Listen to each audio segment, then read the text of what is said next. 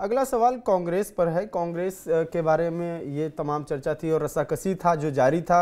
गठबंधन एक तरीके से कहें कि वो फेल ही गठबंधन हुआ। ये आरोप लग ही रहे थे कि अब आप फ्रेंडली फाइट कहीं कर रहे हैं 13 सीटों पर।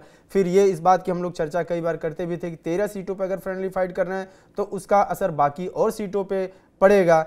इन सब चीज़ों की वजह से जब ये हार हुई और भी जो तमाम चीज़ें होंगी, चाहे फिर कुछ सरकार की योजनाओं से खुश हुए हों लोग, जो भी है, क्या ये आपको लगता है कि कांग्रेस में अभी भी वो लड़ाई अंदर संगठन में कुछ दिक्कत चल रही है और वो किस वजह से हो सकती है?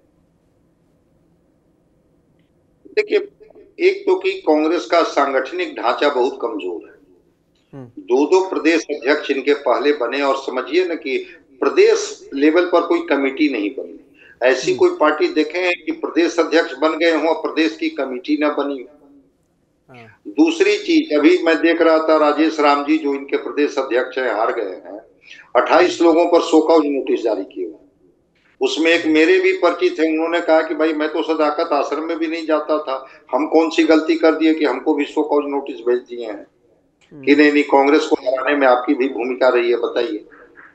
तो कांग्रेस अंदरूनी कलह से, चूंकि जब संगठन नहीं होता है, कोई सामूहिक निर्णय नहीं होते हैं, तो इस तरह की चीजें होती हैं। और मैंने कई लोगों का नाम ऐसा देखा जो कांग्रेस में कभी थे भी नहीं और उनको बुला बुला करके टिकट दे दिया गया, जो वर्षों से कांग्रेस में संघर्ष कर रहे हैं, कांग्रेस की लड़ाई लड़ रहे हैं, कांग्रेस के साथ खड़े हैं, उनको टिकट से वंचित कर दिया गया। तो अंदरूनी कलह तो उभर करके आ गया। पूर्व अध्यक्ष जो अखिलेश सिंह थे, कांग्रेस को लेकर के क्या क्या बयान दिए वो तो सबको सार्वजनिक है, सब लोगों को पता है कि वो क्या क्या बोल गए अपनी पार्टी पर। दूसरी बात, कृष्णा अल्लाबरू के बारे में भी आरोप है कि कहीं ना कहीं वो पप्पू यादव से प्रभावित हो गए। कोई कहते हैं कि उनको बिहार की समझ नहीं थी, कैसे उन्होंने किया। अब शकील अहमद जो एक कांग्रेस के बड़े वरिष्ठ नेता, वो केंद्र में भी मंत्री रहे थे, बड़े भारी मन से उन्होंने कांग्रेस पार्टी से त्याग पत्र दे दिया और उन्होंने कहा कि जब कांग्रेस पार्टी में किसी की कोई बात सुनी नहीं जाती है, सारे निर्णय कुछ हो जाते हैं और उसके बाद आप उस निर्णय को सुनिए और बस देखते रहिए। तो ऐसी पार्टी में जहां कोई पार्टिसिपेशन नहीं हो, जहां विचारों का आदान प्रदान ना हो, जहां न राय ली जाती हो न राय दी जाती हो, फिर वैसी पार्टी में क्या रहे। और लगातार जो इनके कांग्रेस के जो वर्कर हैं वो इस्तीफा कर रहे हैं कि हमारे हिस्से में तो कुछ आना नहीं है, कोई प्रभारी भेज दिए जाएंगे और बस वो प्रभारी जो हैं वो बैठ करके और टिकट का बंटवारा कर देंगे। तो कांग्रेस पार्टी बिल्कुल एक आंतरिक कलह से जूझ रही है और वहां सब अगर कुछ हम बात हंसमुख करें नहीं सर कि है, एक आंतरिक दूसरे कलह पर है आरोप और जो भी चीज़ें हैं संगठन में, एक आखिरी में आपसे मशवरा मतलब कि सवाल ही है कि जैसे पप्पू यादव के बारे में ही बात की जाती है, अगर लगता है राहुल गांधी को या शीर्ष नेतृत्व को लगता है कि हम संगठन को एक बार फिर से मजबूत कर सकते हैं, तो क्यों किसी कमजोर या किसी ऐसे इंसान को प्रदेश अध्यक्ष बनाना जो शीर्ष नेतृत्व पे भी डिपेंड करे, लोकल के नेताओं पे डिपेंड करे। आप एक बार पप्पू यादव को ही ट्राई कर लीजिए या किसी मुस्लिम चेहरे को ही प्रदेश अध्यक्ष बनाइए, शकील अहमद ही होगा जो भी है, लेकिन एक कोई ऐसा तो बेस बने कि फलानी जाति का वोट अब कांग्रेस का है, इसका मजबूत वोट है और इस पर वो दावा कर सकती है।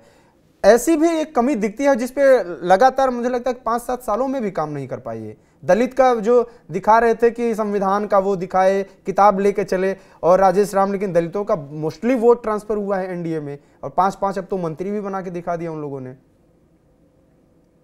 ये भी लगा कि भाई कांग्रेस का दलित प्रेम फिर जागा है और जब वो राहुल गांधी की यात्रा शुरू होती है, जगलाल चौधरी जी के पुण्यतिथि में वो आते हैं। हालांकि उनके बेटे को मंच नहीं मिला, वो बाहर टहल रहे थे। बाद में उन्होंने कहा कि अरे भाई देखिए हमारे पिताजी की पुण्यतिथि है, हम ही को नहीं पता। फिर वो चले गए दशरथ मांझी के घर पर। दशरथ मांझी का घर पर घूम करके आए, वहां पता चला कि दशरथ मांझी का घर कांग्रेस ने बनवाई। अब उनके पोते को लग गया कि अरे कांग्रेस तो हमारे बड़े नजदीक है, वो दिल्ली में चले गए और 5-7 दिन टहल उहल करके आए उनको कि हमको टिकट मिल जाएगा, कोई न मिला न बात किया उनसे। फिर वो आकर के गांव में घूमने लगे। तो भाई कैसा दलित प्रेम है कि जिनकी पुण्यतिथि मनाते हैं उनके पुत्र को नहीं पता है। जिनके दशरथ मांझी को कहते हैं कि दशरथ मांझी बिहार का प्रतीक है, जिसको माउंटेन मैन कहा जाता है।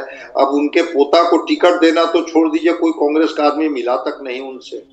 वो आकर के कहने लगे कि भाई मैं तो 5-7 दिन दिल्ली में घूम फिर करके आया, मुझे लगा कि मेरा तो मान सम्मान किया जाएगा, वहां भी कुछ नहीं बात बनी।